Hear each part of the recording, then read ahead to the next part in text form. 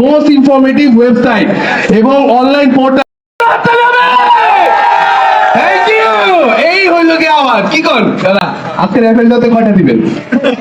কোন কোন কোন কোন আজকে রেফেলটাতে কয়টা দিবেন কোন? রেফেলটাতে সব দিলে প্রায় 10টার মতো গিফট আছে। আচ্ছা আজকে রেফেলটাতে অনেক গিফট আছে।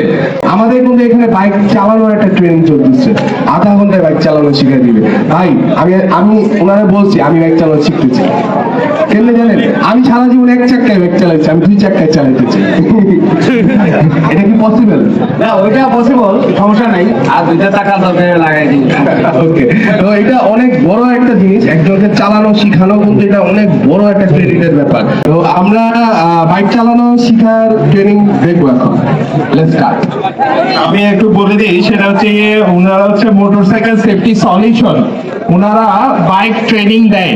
যারা বাইক চালানো শিখতে চান, মোটরসাইকেল সেফটি সলিউশন বা MSSPD লিখে সার্চ করলেই ওয়েবসাইট এবং ফেসবুকে দেখতে পাবেন।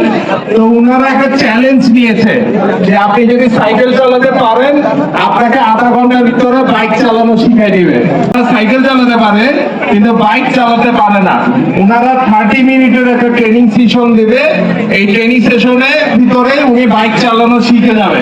এখানে একজন কন্টেস্টেন্ট আছে, আপনার নাম কি? আমার নাম জয় সরকার। আচ্ছা জয়, আপনি কি বাইক চালাতে পারেন? আমি সাইকেল চালাতে পারি, এখনো বাইক চালাতে পারিনি। তো আপনার কি বয়স হয়েছে তো যে সাইকেল চালাতে পারেন, বাইক চালাতে পারেন না, নাকি সামনে লাইসেন্স নেওয়ার ইচ্ছা, তার আগে বাইকটা শিখে নিই এরকম কিছু? যে আমার এখনো বয়স তো হয়নি, আমি কয়েকদিন পরে দেখি লাইসেন্স নেওয়ার ইচ্ছা আছে আমার। 18 বছরের কাছাকাছি না? ওকে, তো উনি বাইক চালাতে পারে না, সাইকেল চালাতে পারে। তো লেটস স্টার্ট। তো মূল কথা যেটা, আমরা 3জন পুরুষ পার্টিসিপেন্ট হয়েছি। সাইডে যাই, সাইডে যাই, পার্টিসিপেন্ট পাবো। একটু সাইড যাই, আমরা সাইড যাই। পাওয়া যায় না, সাইকেল ভালো চালানো জানতে হবে। আশা করি বাইক শেখানো হচ্ছে যে একটা আর্ট, শেখানো একটা আর্ট। এই জিনিসটা আসলে আমাদের শিখতে হবে। আর সেফটি ম্যানেজমেন্টটা সবার আগে। আর বাইক শেখার মধ্যে এটা হচ্ছে যে অনেক কিছু বুঝে নিতে হয়। প্রাইমারি কন্ট্রোল আছে, সেকেন্ডারি কন্ট্রোল আছে। প্রাইমারি কন্ট্রোল, সেকেন্ডারি কন্ট্রোলের এই পার্থক্যগুলো আমাদেরকে বুঝতে হবে। ঠিক আছে, মোটরসাইকেলে শিখতে হবে কৌশল, রাইডিংটা অটোমেটিক শেখা হয়ে যাবে। ওকে, আচ্ছা এখন আমরা শুরু করছি। একটা ব্রিফিং আছে আমাদের ছোট।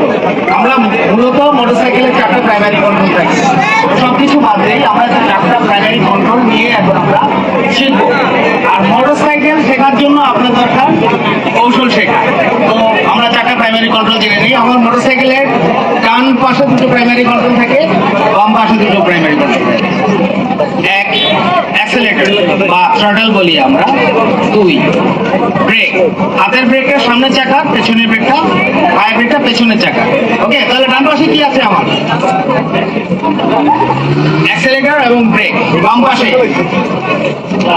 3 ক্লাচ, 4 গিয়ার লিভার। তাহলে কয়টা প্রাইমারি কন্ট্রোল হলো?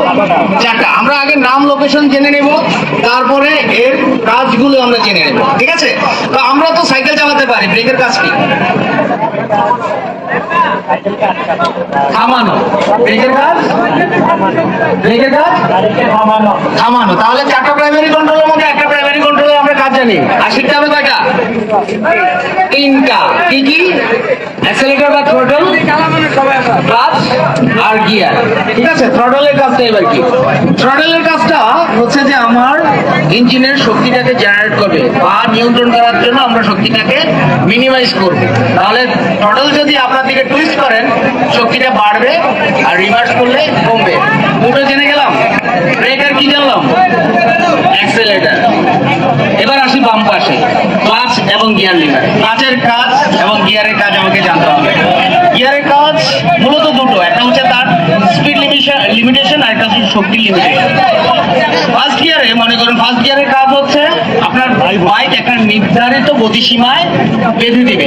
মনে করেন ফার্স্ট গিয়ারে পার আওয়ারে 20 কিলোমিটার যেতে পারে, কম বেশি হতে পারে বাইক বেঁধে, সিসি বেঁধে। কিন্তু বাইকের শক্তি দেওয়ার ক্ষমতা বেশি। ফার্স্ট গিয়ারে আমাদের সর্বোচ্চ শক্তি থাকে, গতিসীমা সর্বনিম্ন থাকে।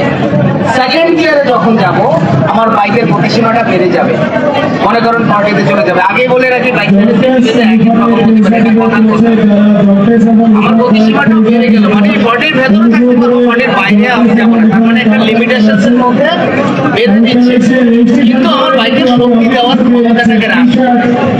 ঠিক আছে, এভাবে ক্রমান্বয়ে যত আমার গিয়ার বাড়বে, শক্তি কমতে থাকবে, গতিসীমা কি হবে? বাড়তে থাকবে। এখন ফার্স্ট মুভ দেওয়ার সময় আপনার শক্তি দরকার না গতি দরকার? ভুল কথাটা বললেন, গতি নয়, আমার ফার্স্ট মুভের জন্য প্রয়োজনীয় শক্তি দরকার। এর জন্য আমরা ফার্স্ট মুভটা ফার্স্ট গিয়ারে শুরু করি, কারণ ফার্স্ট গিয়ারে কি জানি? শক্তি বেশি, তাই না?